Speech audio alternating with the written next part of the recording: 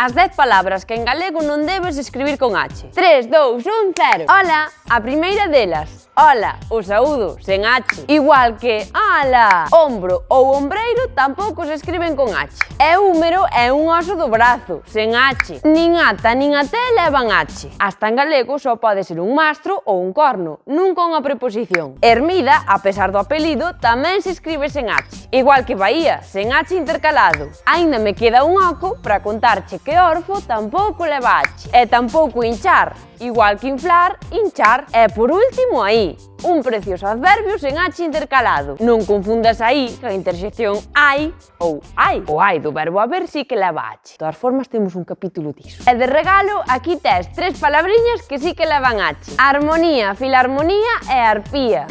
E en galego rimo con H. Ah, con H final. Tamén Elena, Adrián, Eladio e Enrique levan H en galego. Dígocho eu.